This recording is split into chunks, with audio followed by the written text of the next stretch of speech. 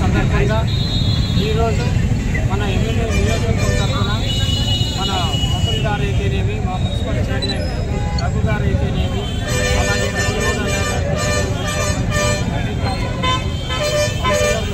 కౌన్సిలర్లు అయితేనేమి, మా కార్యకర్తలు ఈరోజు మనతో జయంతిని జరుపుకోవడం జరిగింది. రాజశేఖర రెడ్డి గారు దేశంలోనే పేరొందిన రాజకీయవేత్త, ప్రజామన్నలు పొందినటువంటి మరి ఇలాంటి వ్యక్తితో ప్రజలు ఉన్న అనుబంధంతో ఒక పార్టీనే ఆయన కుమారుడైన జగన్మోహన్ రెడ్డి గారు అభివృద్ధి చేయడం జరిగింది. అలాగే ప్రజల్లో మన్నన పొంది రాజశేఖర రెడ్డి మన జగన్మోహన్ రెడ్డి గారు ముఖ్యమంత్రిగా అనడం జరిగింది. ఈ 5 సంవత్సరాల్లో అనేకమైన పథకాలు ప్రజల్లో తీసుకోవడం జరిగింది. మరి పథకాలు ఎందుకంటే మరి ఇంత చేసి ప్రభుత్వం 5 సంవత్సరాలు విరామం ఎరిగినట్ల వైఎస్ జగన్మోహన్ రెడ్డి గారు ఇంత చేస్తే ఎందుకు ఓడిపోయామంటే చంద్రబాబు నాయుడు గారి మోసపూరితమైన హామీల వలన, ఆయన ఇచ్చిన అబద్ధం హామీల వలన, ఆయన చేసిన ప్రచారం వల్ల ప్రజలు మోసపోయారు తప్పించి ఎక్కడ కూడా జగన్ ప్రభుత్వం వ్యతిరేకత కానీ ఆయన పైన ఎక్కడ వ్యతిరేకత కానీ లేదని సభాముఖంగా నేను జరుపుతున్నాను.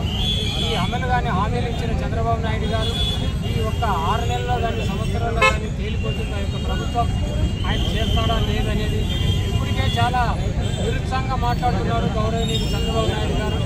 అందువలన ఒక సంవత్సరంలోనే ఈ ప్రభుత్వం తేలిపోతుందని చెప్పి మరి రాబోయే రోజుల్లో దగ్గరలోనే వైఎస్ జగన్మోహన్ ముఖ్యమంత్రిగా చూడబోతున్నామని చెప్పి సభాపూర్వకంగా నేను కోరుతున్నాను. జై జగన్.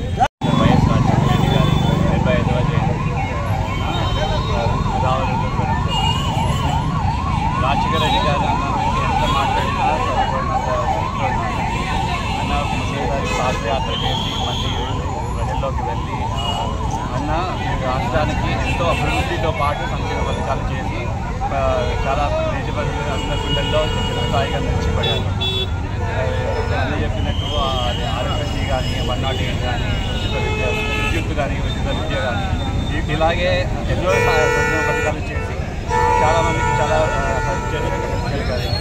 అలాగే మన జగన్మోహన్ రెడ్డి అన్న కూడా మన ప్రజలు పాదయాత్ర చేసి వాళ్ళ కష్టాలు తెలుసుకొని మళ్ళీ ఇంకా ఎక్కువగా చేసి మన డ్వాక్రా మహిళలు కానీ అమ్మఒడి కానీ ఇంటింటి డాక్టర్ కానీ ఇంకా